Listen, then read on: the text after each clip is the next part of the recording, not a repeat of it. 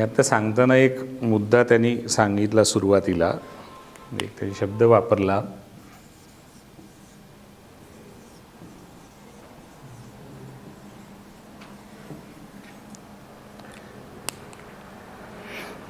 Me and myself. याचा अर्थ आहे की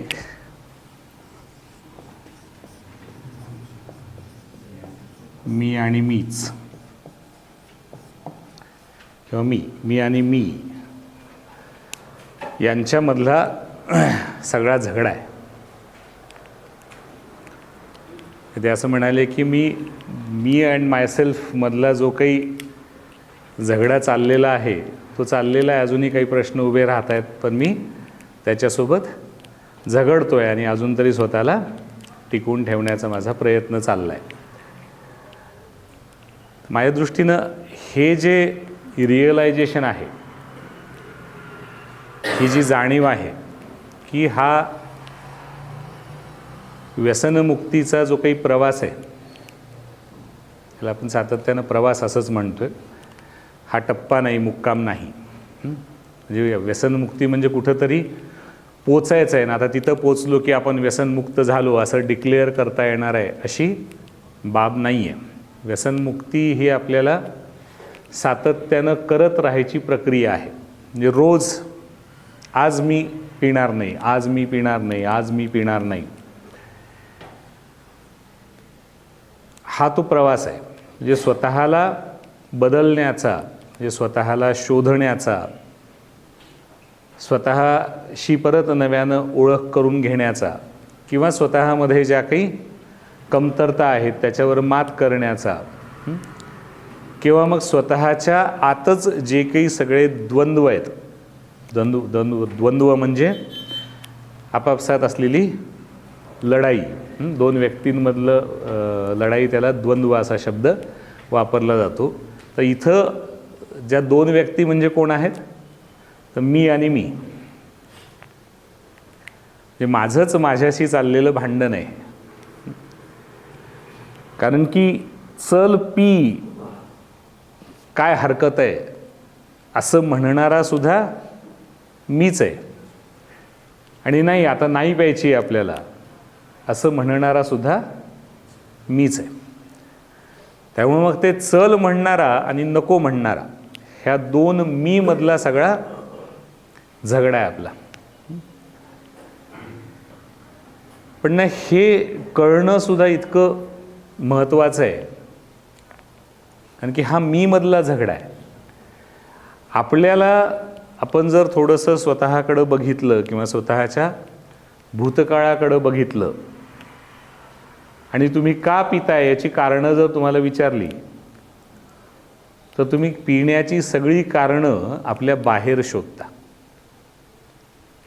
म्हणजे माझ्या आयुष्यात या गोष्टींनी ताण आहे, माझा मित्रपरिवार असा आहे, माझ्या धंद्यातले प्रॉब्लेम हे आहेत, माझ्या घरचे लोक असं वागत आहेत, अशी शेकडो कारणं आपल्याकडं असू शकतात. म्हणजे आपल्या बाहेरची कारणं आपल्या स्वतःच्या वर्तनासाठी, म्हणजे पिणं हे आपलं वर्तन आहे, आपल्या बाहेरची कारणं आपण देण्याचा प्रयत्न करत असतो.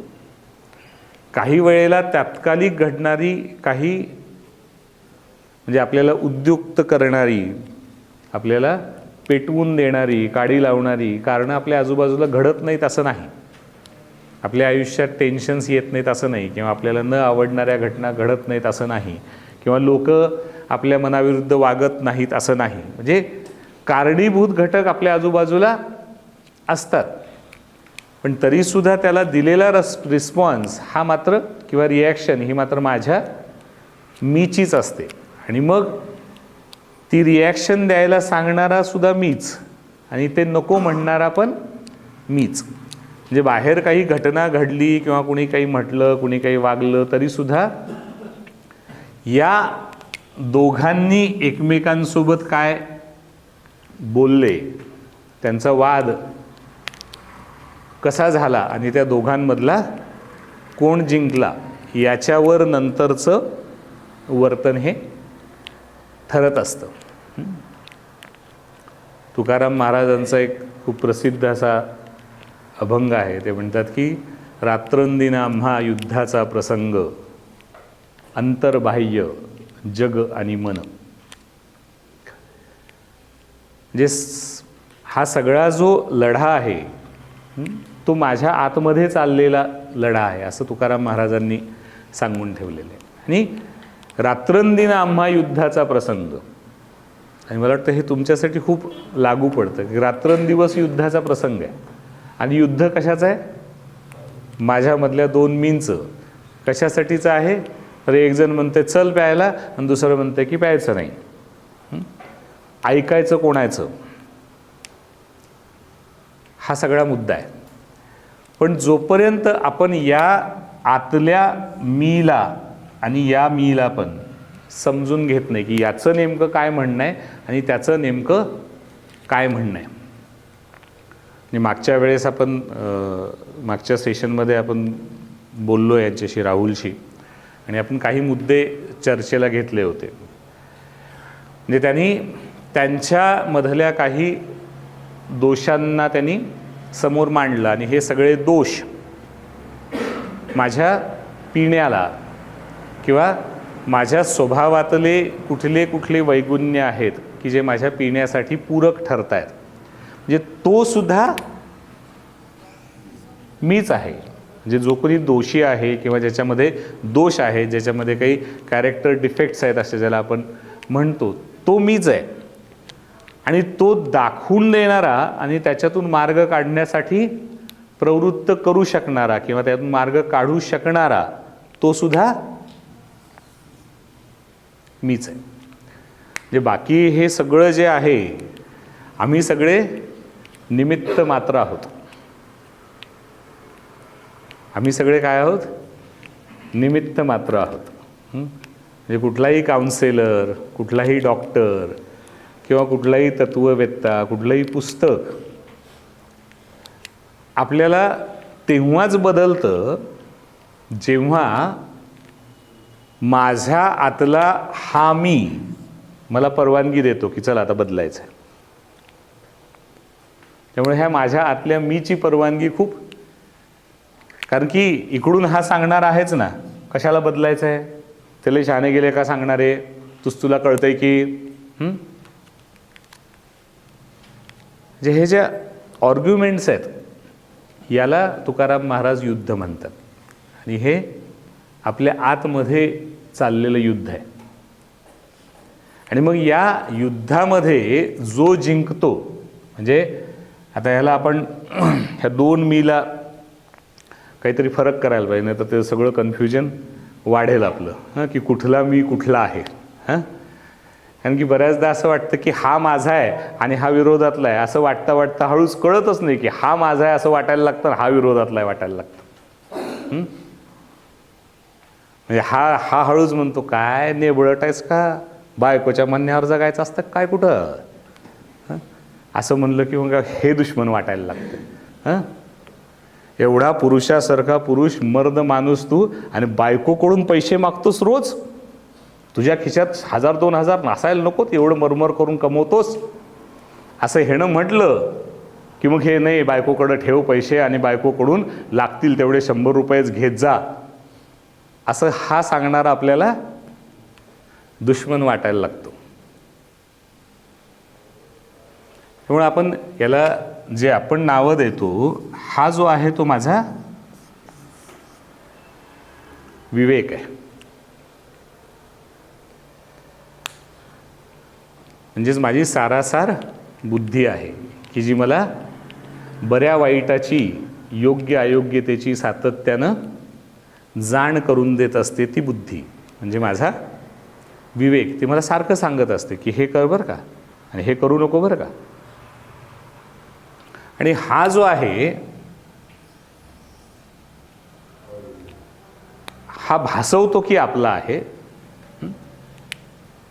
हा पण आनंदासाठीच प्रयत्न करत असतो, पण हा फक्त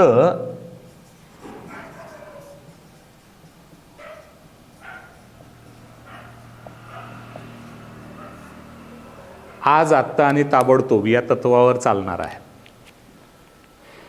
की आत्ताचा आनंद महत्त्वाचा, तो कुठल्या मार्गाने मिळेल तो मिळेल. आणि त्याच्यामुळं हा लॉंग टर्ममध्ये काय नुकसान होईल हे बघू देत नाही.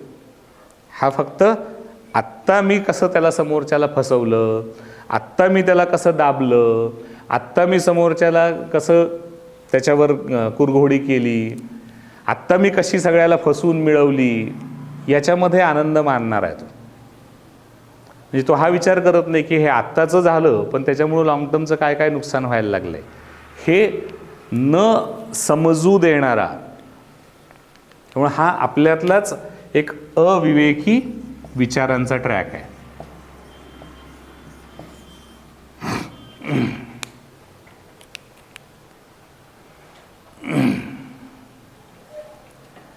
ज्ञानेश्वर म्हणतात ह्याच्या बाबतीमध्ये की फेडूनी अविवेकाची काजळी विवेक दीप उजळी. काय म्हणतात? फेडूनी अविवेकाची काजळी विवेक दीप उजळी, असं ज्ञानेश्वरांचं एक वचन आहे. म्हणजे आपल्या आयुष्यात जर काही आपल्याला चांगलं मिळायचं असेल तर आधी माझ्या बुद्धीवर चढलेली अविवेकाची काजळी पुसावी लागेल, मग माझ्यामधला विवेकाचा दीप उजळून येईल आणि मग तो बाहेर प्रकाश देईल. आता हा संदर्भ कशानं आलेला आहे, म्हणजे आता तुमच्यापैकी किती जणांच्या घरामध्ये कंदील होते ते मला माहीत नाही, किंवा तुम्ही किती जणांनी कंदील बघितलेत ते मला माहीत नाही.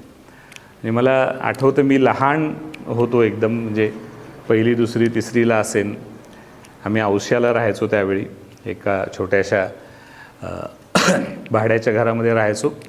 आणि आमच्या वाड्यामध्ये त्यावेळेस लाईट नव्हते अजून सगळीकडं. म्हणजे औसा जरी तालुक्याचं प्लेस असलं तरी त्यावेळेस हा काळ जवळपास 80-82च्या दरम्यानचा काळ, की त्यावेळेस अजून सगळ्या घरांमध्ये वीज पोहोचलेली नव्हती. त्यामुळं मग आमच्या घरामध्ये त्या चिमण्या आणि कंदील असायचे.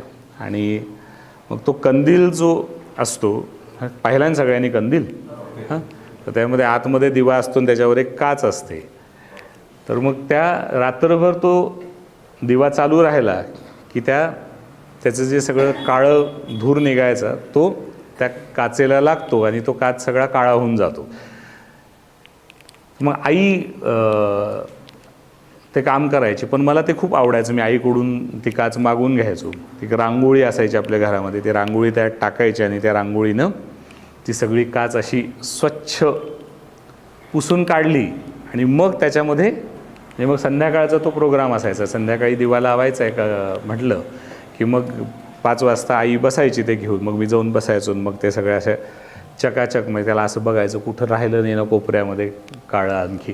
हां, कारण की ते स्वच्छ झालं तर त्याचा प्रकाश चांगला पसरायचा. म्हणजे तो संदर्भ त्या वाक्याला आहे की जोपर्यंत बाहेरचा जो साचलेला काजळी आहे ती जोपर्यंत पुसली जात नाही तोपर्यंत आत असलेला विवेक तुम्हाला, आत असलेला दिवा तुम्हाला नीटपणे प्रकाश देऊ शकत नाही.